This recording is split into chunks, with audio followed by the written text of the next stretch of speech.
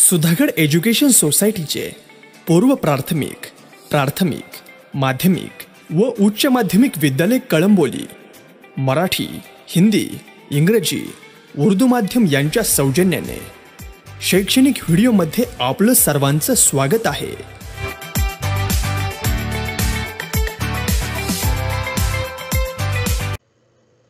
My dear students, this video is for 9th standard subject science and technology for semi-English medium students. Lesson number 4, measurement of matter. This is second video of this lesson.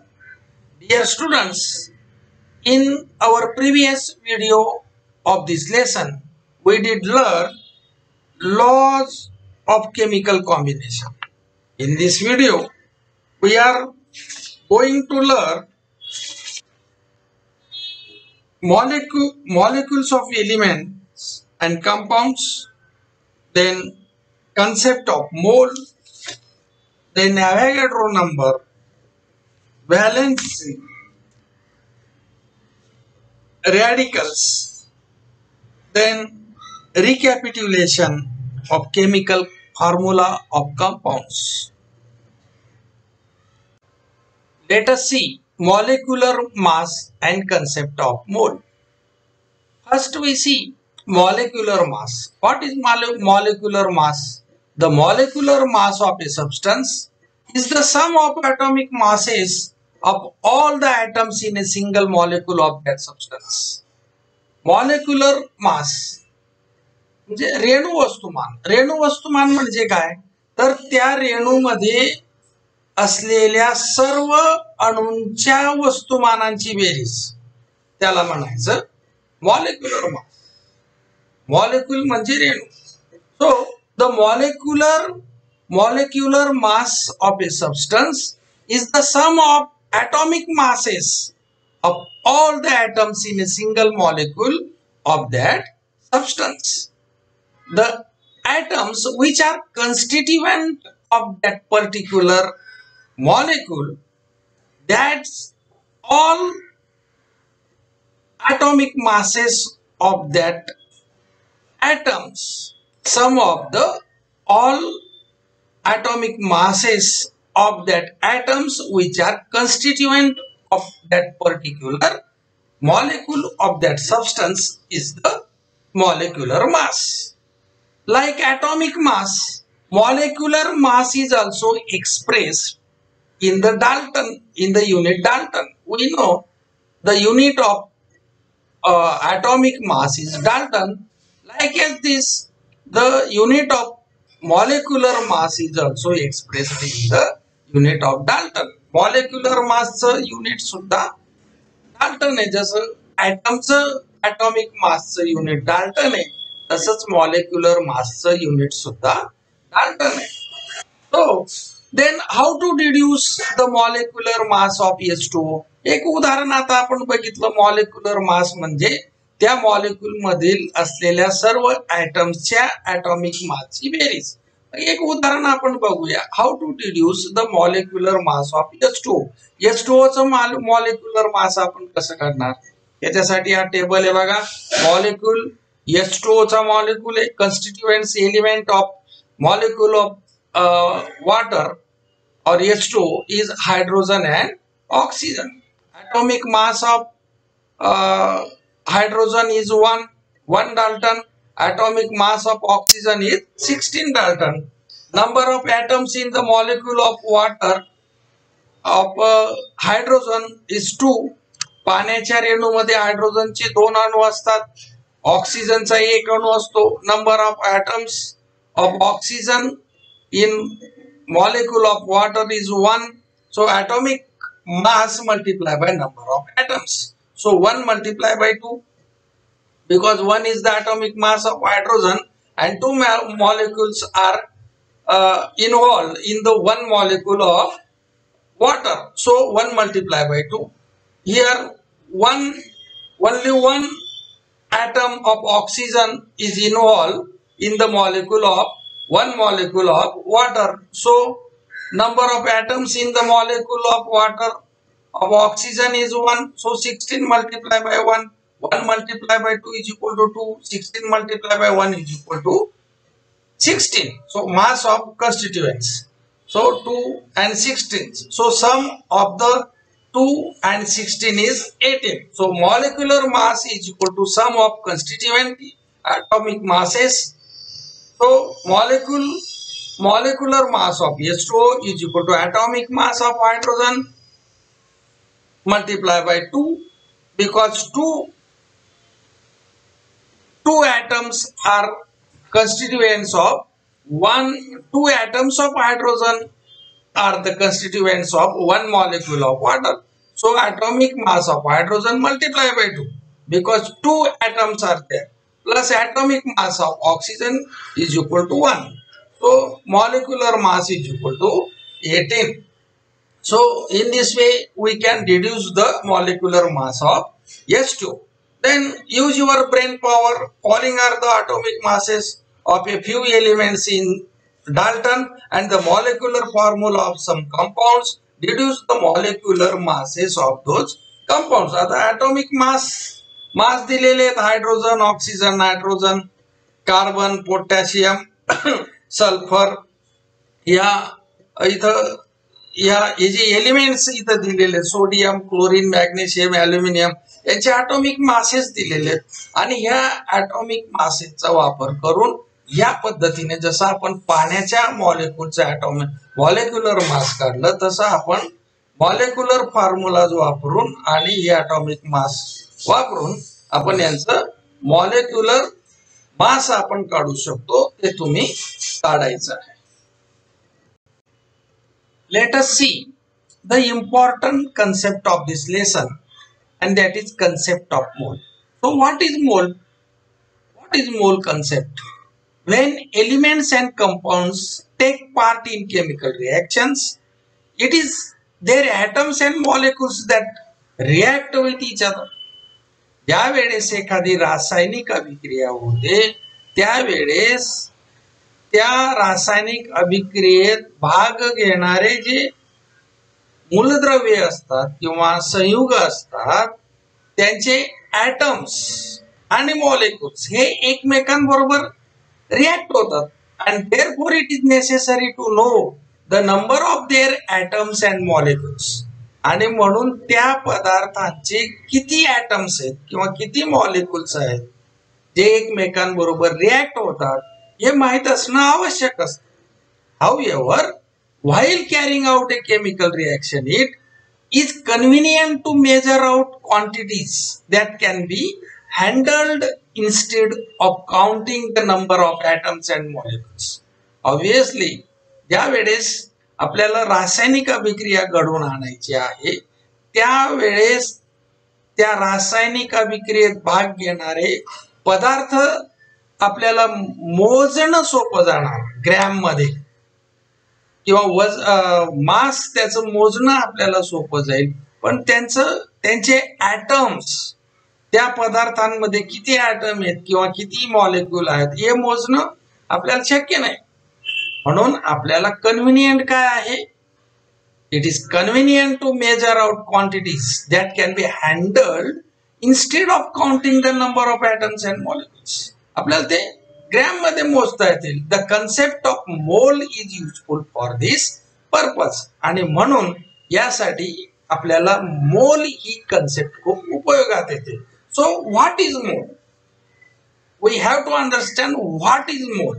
A mole is the quantity of a substance whose mass in grams is equal in magnitude to the molecular mass that substance in Dalton.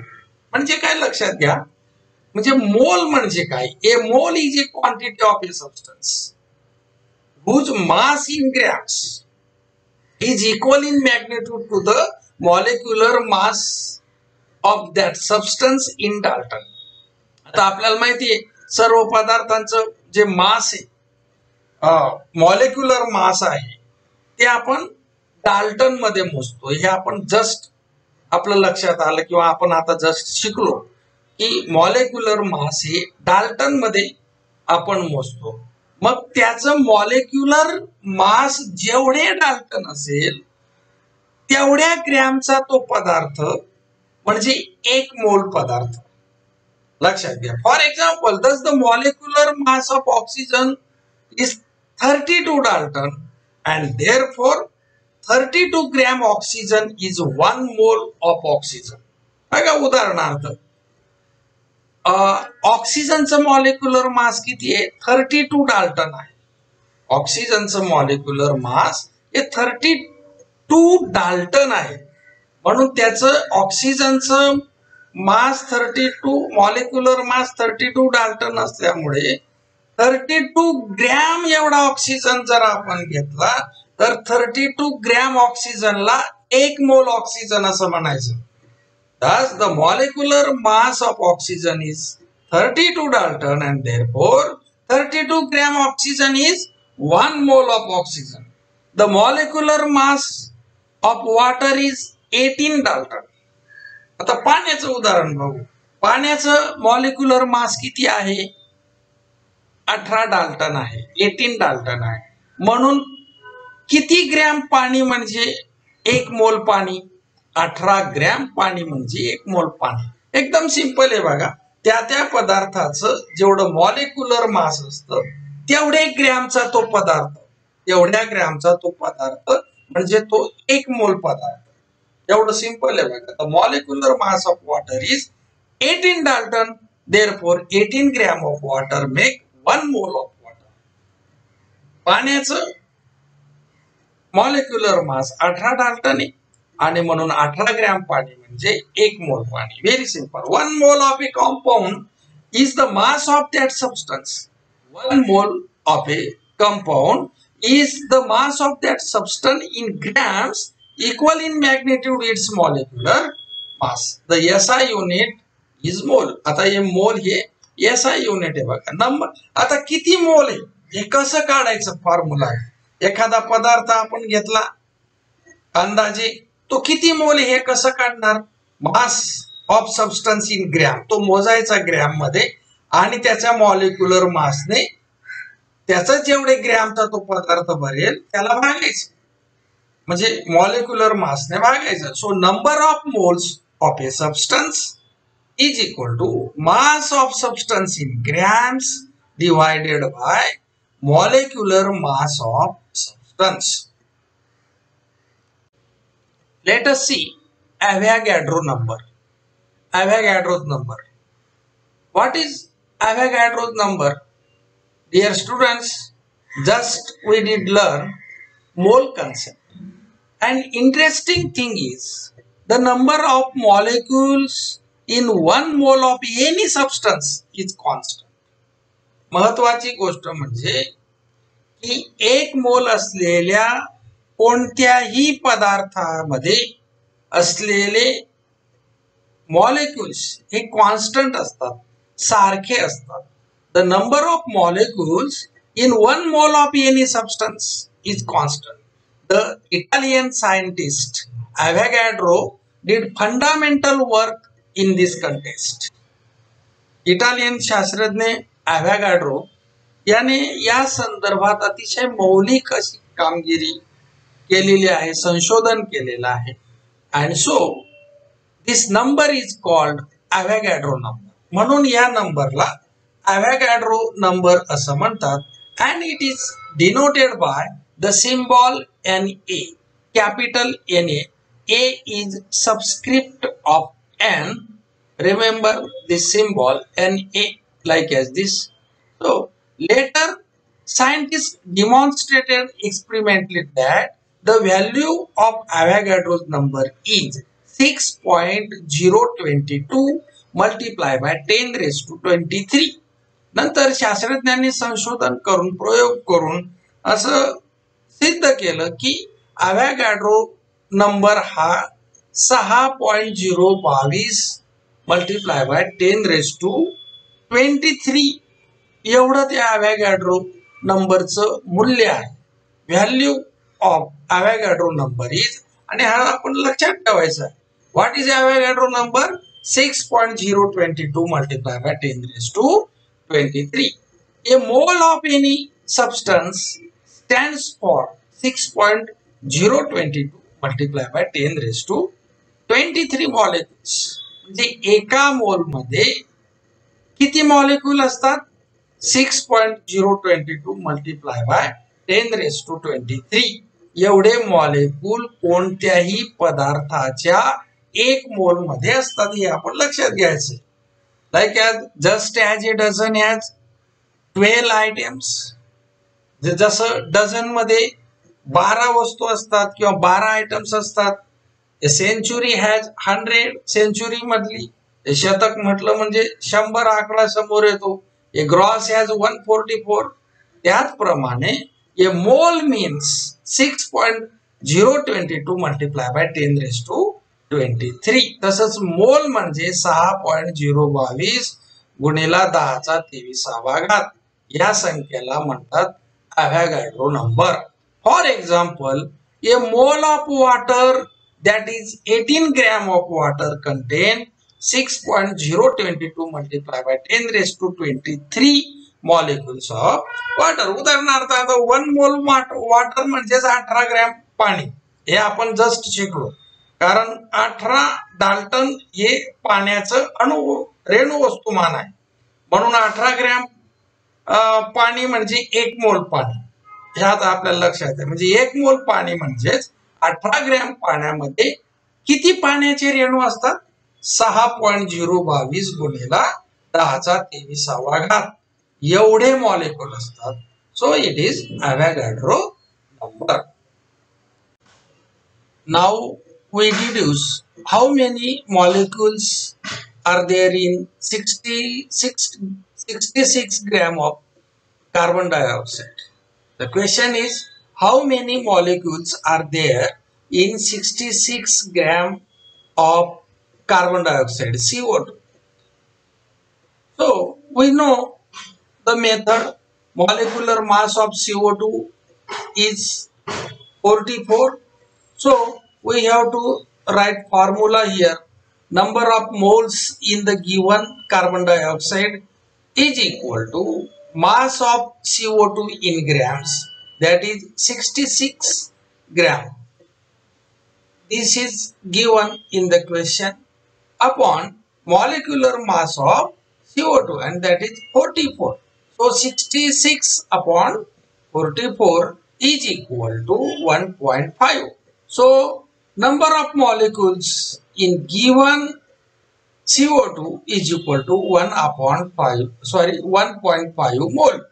म्हणजे 66 gram carbon dioxide मध्ये 1.5 मोल 1.5 मोल एवढे molecules आहेत. So 1 mole of CO2 content, एका मोल कुठलाही पदार्थ असेल तर त्याच्या एका मोल मध्ये 6.022 मल्टिप्लाय बाय 10 रेस टू 23 एवढे मॉलिक्युल्स असतात हे आपण पाहिलंय. So 1 mole of CO2 contain 6.022 multiplied by 10 raised to 23 molecules. So 1.5 mole of carbon dioxide contain 1.5 multiplied by 6.022 multiplied by 10 raised to 23 molecules is equal to the product of this is 9.033 multiplied by 10 raised to 23 molecules. This is the answer. म्हणून 1.5 मोलला या मोल नंबरने किंवा अव्होगाड्रो नंबरला multiply करावं लागेल. हे multiplication आपण केलं तर उत्तर आलं याचं 1.5 multiply by 6.022. The product of this multiplication is 9.033 आणि हा 10⁻23 हा जशाच्या तसा ठेवला. अशा पद्धतीने जर ग्रॅम मध्ये किंवा कुठल्याही वस्तुमानाचा पदार्थ आपल्याला दिला तर त्याच्यामध्ये किती मॉलिक्युल्स आहेत हे आपण या मेथडने काढू शकतो. So use your brain power. How many molecules are water are there in 36 gram of water. तर काय करावं लागेल इथं 36 ग्रॅमला म्हणजे 36/18. atomic mass of water is 18. So 36/18 is equal to 2. जे 2 उत्तर आलं त्या 2 ला अवोगाड्रो नंबरने मल्टिप्लाय करावं लागेल. हीच मेथड आपण याला वापरायची. Same as it is, how many molecules of H2SO4 are there in a 49 gram sample. आता याचं atomic molecular mass काढायचंय आणि ते या 49 ला डिवाइड करायचं. म्हणजे सेम मेथड वापरून ही सेम मेथड वापरून हे उदाहरण आपण सोडू शकतो. Now look at this chart. 1 dozen bananas means 12 bananas. आपल्याला माहिती आहे 144 notebooks make 1 gross of notebooks. 144 वह्या म्हणजे किती? 1 gross वह्या. 1 mole common salt म्हणजे त्याच्यामध्ये किती मॉलिक्यूल आहेत? 6.022 मल्टिप्लाय बाय 10⁻23. नंतर 1 mole water मध्ये सुद्धा same number of molecules 6.022 multiplied by 10⁻23 molecules. Let us see the important concept of this lesson is valency. तर रसायनशास्त्र आपल्याला समजून घ्यायचं असेल तर आपल्याला व्हॅलेन्सी ही कन्सेप्ट समजली पाहिजे. So what is valency? The capacity of an element to combine is called its valency. The capacity of an element to combine is called its valency. मूलद्रव्याची संयोग पावण्याची क्षमता त्याला म्हणायचं व्हॅलेन्सी. मराठीत त्याला संयुज असं म्हणतात. The capacity of an element to combine is called its valency. The valency of an element is indicated by a specific number. It is the number of chemical bonds. हे लक्षात घ्या बघा. It is the number of chemical bonds formed by one atom of that element with other atoms.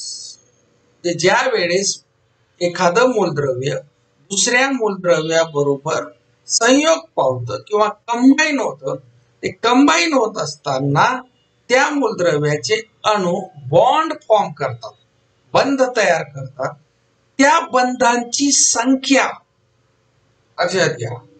त्या बंधांची संख्या त्याला म्हणायचं valency. It is the number of chemical bonds म्हणजे काय? रासायनिक बंधांची संख्या. It is the number of chemical bonds formed by one atom of that element with other atoms. In the 18th and 19th century, the laws of chemical combination were used to find out the valencies of element. 18व्या आणि 19व्या शतकामध्ये valency शोधण्यासाठी हे जे chemical कॉम्बिनेशनचे rules आपण शिकलो यांचा उपयोग केला जात होता. In 20th century, the relationship of the valency of an element with its electronic configuration was recognized. नंतर 20व्या शतकामध्ये ॲटमचं इलेक्ट्रॉनिक कन्फिगरेशन आणि व्हॅलेन्सी यांचा काय संबंध आहे हे लक्षात आलं. For example we have to see one example of sodium chloride compound sodium chloride. How sodium chloride is formed from combination of sodium atom and chlorine atom. आता बघा सोडियम ॲटमचं इलेक्ट्रॉनिक कन्फिगरेशन काय? 281. What is this 2, 8 and 1? हा 2 म्हणजे सोडियमच्या पहिल्या कक्षेमध्ये 2 electron आहेत, दुसऱ्या कक्षेत 8 electron आहेत आणि तिसऱ्या कक्षेत म्हणजे आउटर मोस्ट ऑर्बिट मध्ये फक्त 1 इलेक्ट्रॉन आहे. म्हणजे याला काय म्हणतात? इलेक्ट्रॉनिक कन्फिगरेशन असं म्हणतात. हे आपल्याला माहिती. The electronic configuration of sodium atom is 281. आता बघा बाहेरच्या कक्षामध्ये 1 इलेक्ट्रॉन असल्यामुळे याचं ऑक्टेट पूर्ण झालेलं नाही. म्हणजे एखादा ॲटम सेटल व्हायचा असेल तर त्याच्यासाठी त्या ॲटमच्या आउटर मोस्ट ऑर्बिट मध्ये 8 इलेक्ट्रॉन असावे लागतात. याला ऑक्टेट कंप्लीट होणं किंवा ऑक्टेट असं म्हणतात. तर हे ऑक्टेट कंप्लीट कशामुळे नाहीये? या आउटर मोस्ट ऑर्बिट मधल्या एक इलेक्ट्रॉन मुळे नाहीये. हा जर सोडियमने दुसऱ्या ऍटमला देऊन टाकला तर त्याच्या आउटर मोस्ट ऑर्बिट मध्ये 8 इलेक्ट्रॉन राहतील, कारण ही दुसरी जी ऑर्बिट आहे जिच्यात 8 इलेक्ट्रॉन आहेत तीच आउटर मोस्ट ऑर्बिट होईल. हा एक इलेक्ट्रॉन दिल्यामुळे तिसरी ऑर्बिट शिल्लकच राहणार नाही. सो मग हा काय करतो, एक इलेक्ट्रॉन देऊन टाकतो. म्हणून बघा ह्या जो ॲरो आहे ॲरोवर -1 इलेक्ट्रॉन असं दाखवलेलं आहे. जे समजा याने एक दिला, मग एक इलेक्ट्रॉन कमी झाल्यामुळे त्याच्यावर पॉझिटिव्ह चार्ज निर्माण झाला, कारण इलेक्ट्रॉन आणि प्रोटॉन हे समान संख्येत असल्यामुळे तो ॲटम न्यूट्रल असतो. परंतु हा सोडियमने एक इलेक्ट्रॉन दिल्यामुळे एक इलेक्ट्रॉन कमी झाला, म्हणून पॉझिटिव्ह चार्ज वाढला, म्हणून हा कटायन तयार झाला. Sodium ion Na+ means cation, Na cation. आणि एक इलेक्ट्रॉन दिल्यामुळे त्याचं इलेक्ट्रॉनिक कन्फिग्युरेशन पुन्हा 2,8 असं झालंय. त्याचप्रमाणे क्लोरीनचं बघा, electronic configuration of chlorine atom is 287. means in the first orbit of chlorine atom there are 2 electrons, in second orbit there are 8 electrons, in third orbit there are 7 electrons. म्हणजे याचं सुद्धा ऑक्टेट पूर्ण नाही. म्हणजेच काय, there are not 8 electrons in outermost orbit, that's why its octet is incomplete. त्याचं octet पूर्ण झालेलं नाही. म्हणून हा काय करतो, सोडियम कडून एक इलेक्ट्रॉन याने घेतला तर काय होईल, याच्या आउटर मोस्ट ऑर्बिट मध्ये सोडियम कडून एक इलेक्ट्रॉन घेतल्यामुळे 8 इलेक्ट्रॉन होऊन जातील, त्याचा ऑक्टेट पूर्ण होईल. सो समजा याने हा घेतला, सो +1 इलेक्ट्रॉन क्लोरीन आयन, याचं इलेक्ट्रॉनिक कन्फिग्युरेशन नंतर कसं झालं, नंतर म्हणजे एक इलेक्ट्रॉन दुसऱ्या ॲटम कडून घेतल्यानंतर क्लोरीन आयन एक इलेक्ट्रॉन वाढल्यामुळे तो निगेटिव्ह चार्ज तयार झाला, म्हणजे तो अनायन तयार झाला आणि इलेक्ट्रॉनिक कन्फिग्युरेशन त्याचं 288 असं झालं. सो आता हा पॉझिटिव्ह आयन आहे सोडियम, क्लोराईड आयन हा निगेटिव्ह आयन आहे. सो प्लस मायनस यांच्यामध्ये अट्रॅक्शन झालं आणि ह्या प्लस मायनस अट्रॅक्शन मुळे त्यांच्यामध्ये एक बॉन्ड फॉर्म झाला आणि सोडियम क्लोराइड तयार झाला. हे sodium atoms gives away 1 electron. बघा इथं आपण बघितलं, सोडियम ॲटम एक इलेक्ट्रॉन देतो and cation of sodium is form, hence the valency of sodium is 1. एक इलेक्ट्रॉन दिल्यामुळे त्याचं ऑक्टेट पूर्ण झालं. म्हणजेच काय, सोडियमची व्हॅलन्सी 1 आहे. हे sodium atom gives away 1 electron and a cation of sodium is formed, hence the valency of sodium is 1. A chlorine atom takes up 1 electron and form an anion of chlorine, means chloride, and thus the valency of chlorine is 1. जे chlorine ने सुद्धा एक electron घेतला म्हणून त्याचं octet पूर्ण झालं, म्हणून त्याची सुद्धा valency 1. After the give and take of electrons is over, the electronic configuration of both the resulting ions has a complete octet. मगाशी सांगितल्याप्रमाणे एक इलेक्ट्रॉन दिल्यामुळे आणि एक इलेक्ट्रॉन घेतल्यामुळे सोडियम आणि क्लोरीन यांचं ऑक्टेट पूर्ण झालेलं आहे. Due to the attraction between the unit opposite charges on the 2 ions, the chemical bond is formed between Na+ and Cl- and compound NaCl is formed. Thus, a sodium atom has the capacity to give away 1 electron, while a chlorine atom has the capacity to take up 1 electron. This means that the valency of both the elements sodium and chlorine is 1. म्हणजे हे जे उदाहरण आपण आता पाहिलं त्यात आपण असं बघितलं की सोडियम ह्या ॲटम मध्ये एक इलेक्ट्रॉन देण्याची क्षमता आहे, तर क्लोरीन ॲटम मध्ये एक इलेक्ट्रॉन घेण्याची क्षमता आहे. म्हणजेच सोडियम आणि क्लोरीन या दोन्हींची व्हॅलन्सी एक आहे. From this the electronic definition of the valency is as follows. या उदाहरणावरून आपल्याला कशी व्याख्या करता येईल व्हॅलन्सीची? The number of electrons that an atom of an element gives away or take up while forming an ionic bond is called the valency of that element. आयनिक बंध निर्माण होताना, आयनिक बॉन्ड म्हणजे आयनिक बंध निर्माण होताना मूलद्रव्याचा अणू जितके इलेक्ट्रॉन देतो किंवा जितके इलेक्ट्रॉन घेतो ती संख्याच म्हणजे त्या मूलद्रव्याची संयुजा. The number of electrons that an atom of an element gives away or take up while forming an ionic bond is called the valency of that element. Then use your brain power. How will the compounds magnesium chloride and calcium oxide CaO is formed in their element? The number of electrons that are given away or take up is always a whole number. ज्या वेळेस मूलद्रव्य एखादा जेवढे electron देते किंवा घेते ती पूर्ण संख्या असते. Therefore, valency is always a whole number. Now look at this chart. Here are some elements. Their atomic numbers, electronic configuration, valence electrons. Valence electrons means the number of electrons in the outermost orbit of an atom. Atom मध्ये असलेल्या बाह्यतम कक्षेमध्ये असलेल्या इलेक्ट्रॉनची संख्या त्याला म्हणायचं valence electron. So hydrogen atomic number 1 आहे. So electronic configuration is also 1.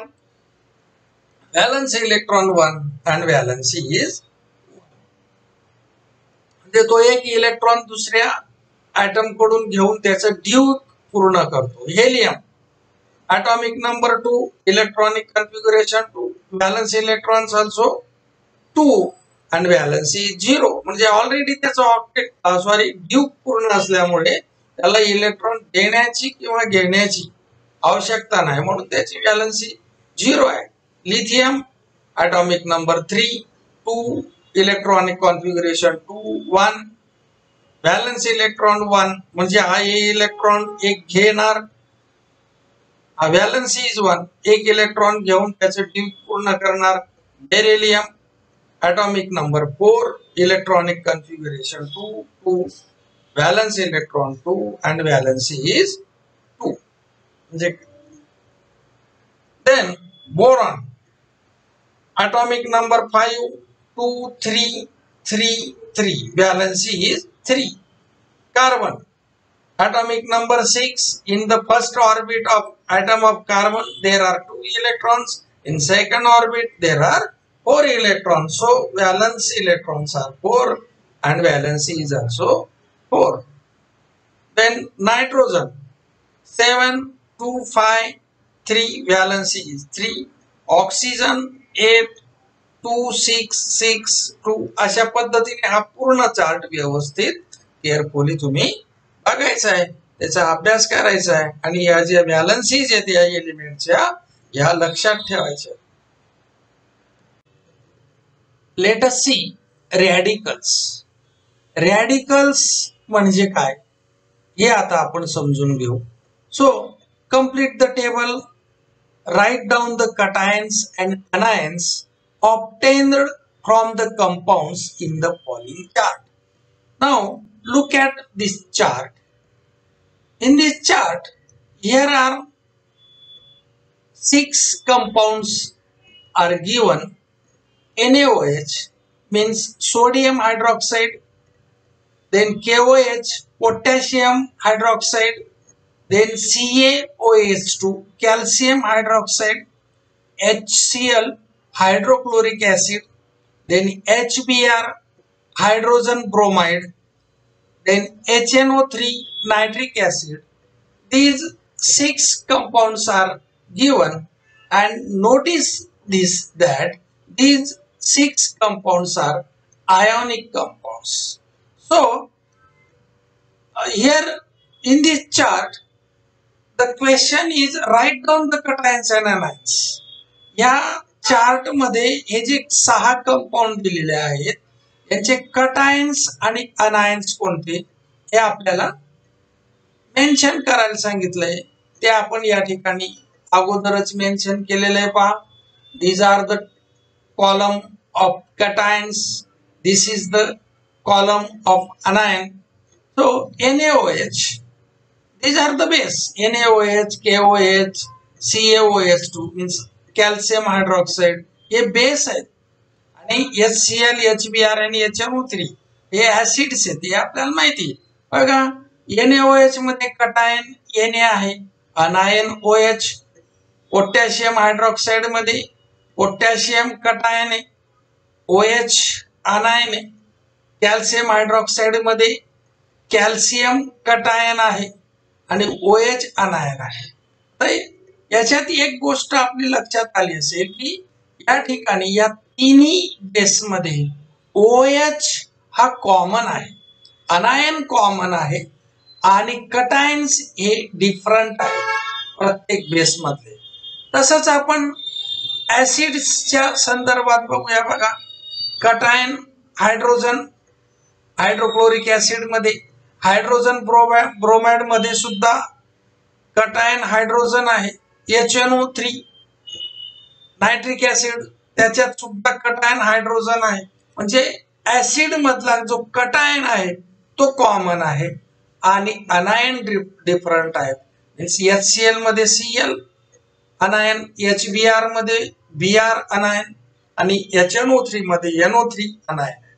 So या गोष्टी आता आपल्या लक्षात आल्या. Compounds with ionic compound have 2 constituents. Compounds with ionic bonds have 2 constituents. तर आपल्याला बघा हे आयोनिक बॉन्ड असलेले कंपाउंड आहेत म्हणजे आयोनिक कंपाउंड आहेत. याच्यामध्ये 2 कन्स्टिट्युएंट्स असतात.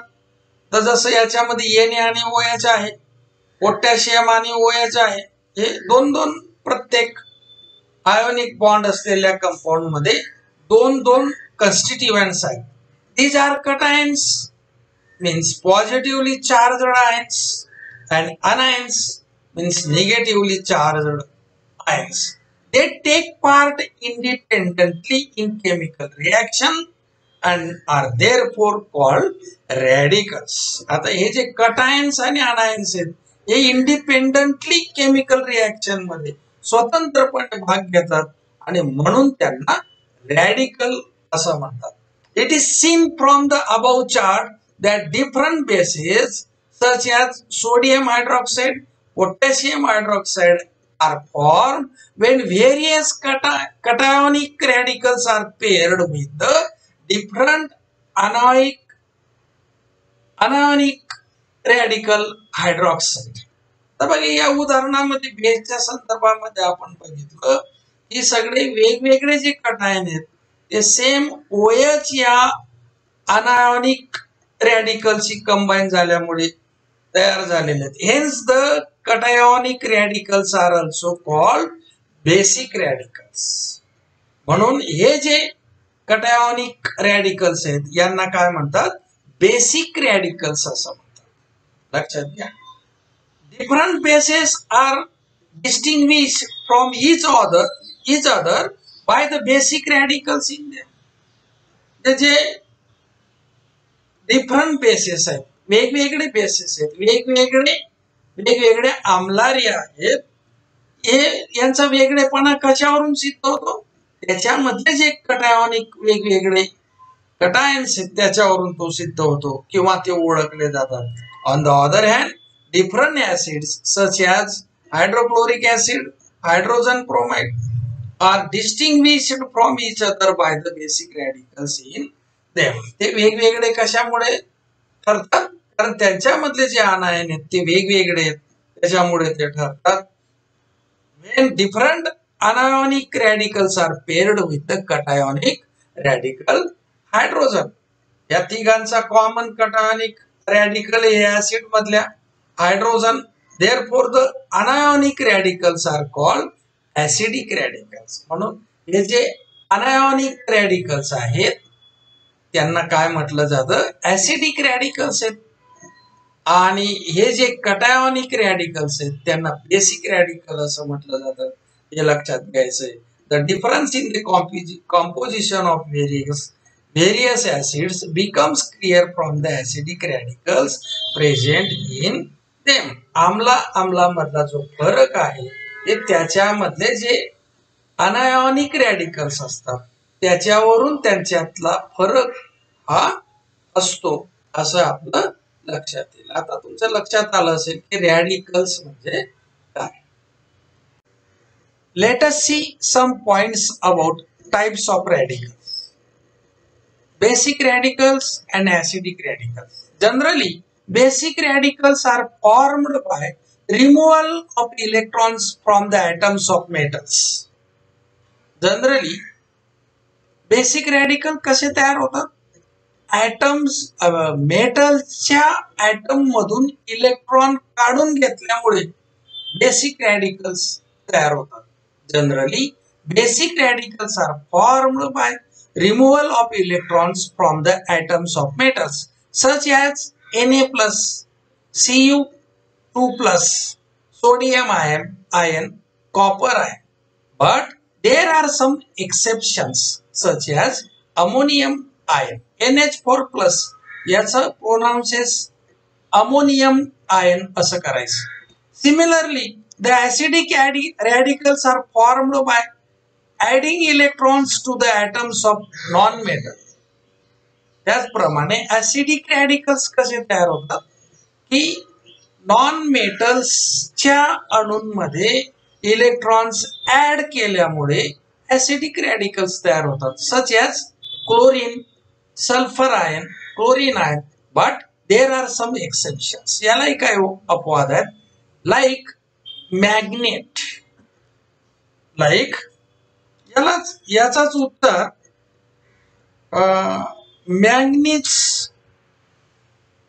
ओक्झोनेशन. लक्षात घ्या याचा उच्चार कसा करायचा. मॅग्नीज ओक्झोआनायन किंवा मॅग्नेट असा उच्चार याचा करायचा. मॅग्नेट आयन असा याचा उच्चार करायचा आहे. MnO4 negative. लक्षात घ्या manganate ion. Then simple radicals and composite radicals. Mono atomic radicals such as Na+, Cu+, Cl- are called simple radicals. म्हणजे ज्या एकच अणूच्या रॅडिकल्स मध्ये असेल म्हणजेच मोनो ॲटॉमिक. मोनो म्हणजे एक. Mono atomic radicals such as Na+, Cu+, Cl are called simple radicals असं म्हणायचं. जे एकाच अणू असलेली जी मूलके असतात त्यांना साधी मूलके सिंपल रॅडिकल्स असं म्हणतात.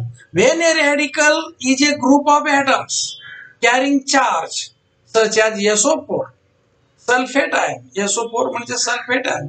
NH4 ammonium ion.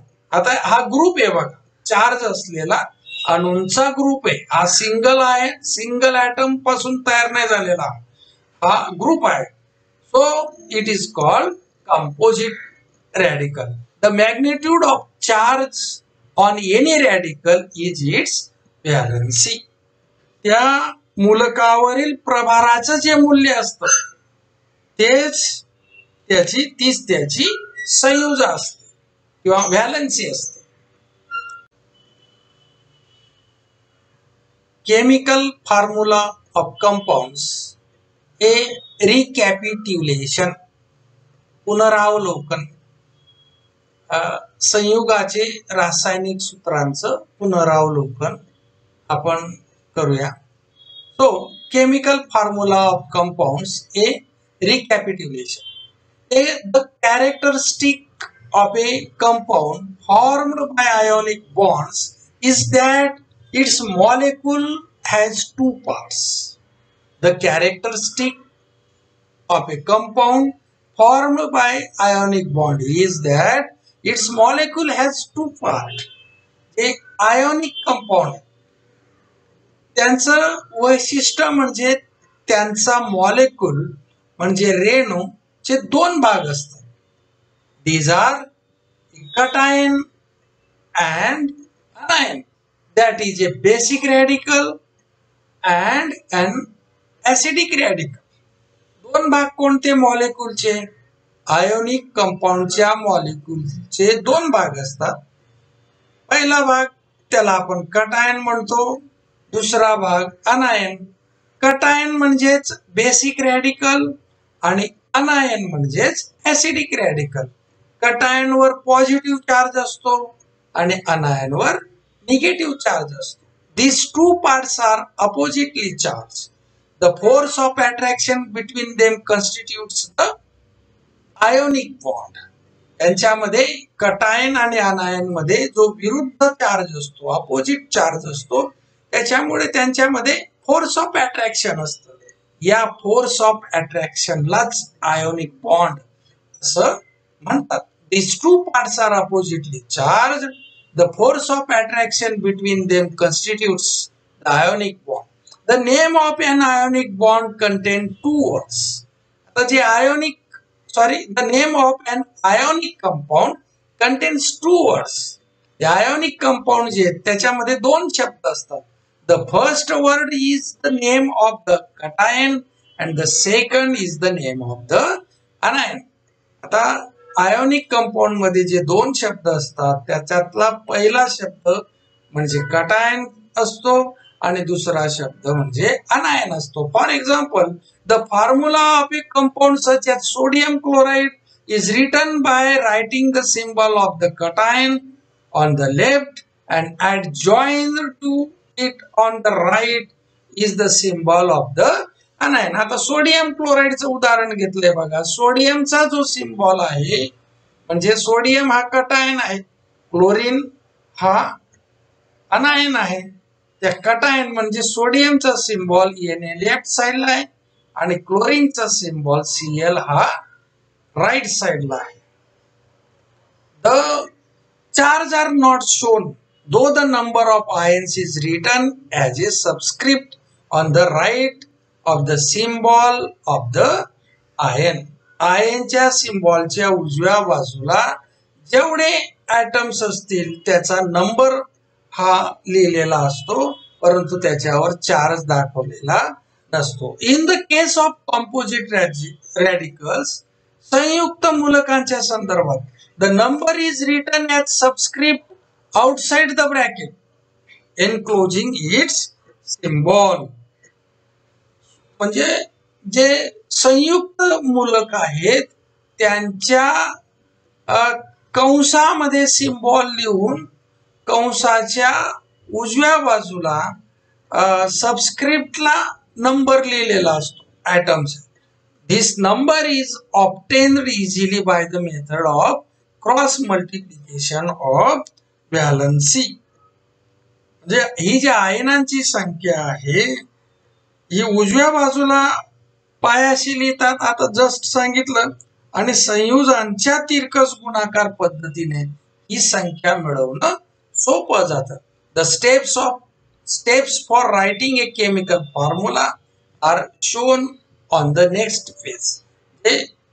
याच्या ज्या पायऱ्या आहेत केमिकल फॉर्म्युला लिहिण्याच्या ते आता आपण पुढच्या पेजला बघूया. Let us see the steps for writing the chemical formulas.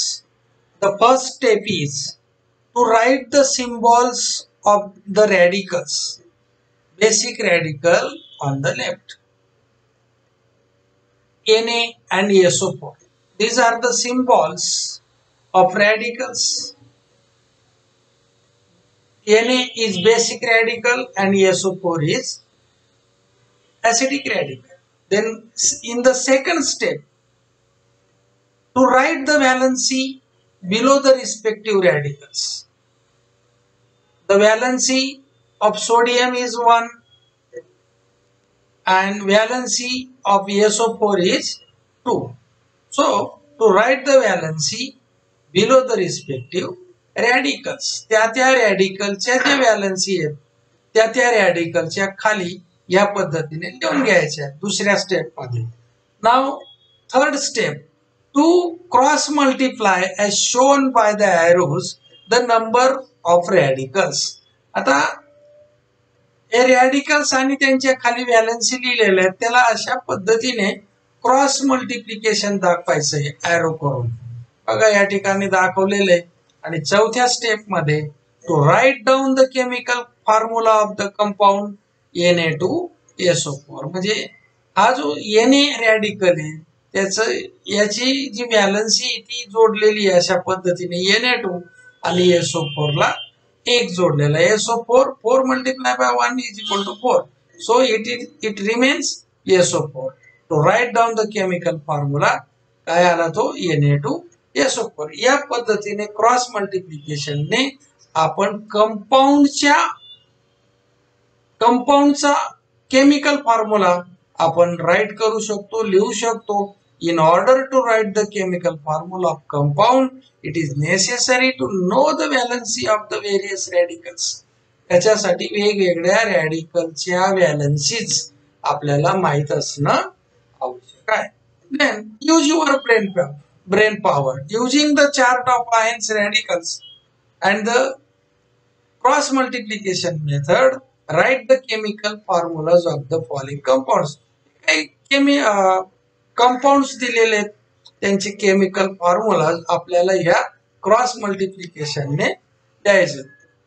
Calcium carbonate, sodium bicarbonate, silver chloride, calcium hydroxide, magnesium oxide, ammonium phosphate, cuprous bromide, copper sulphate, potassium nitrate आणि सोडियम डायक्रोमेट. या सर्व कंपाऊंडचे फॉर्म्युले आपल्याला या पद्धतीने लिहिता येतील. So students, in this way, this lesson is completed.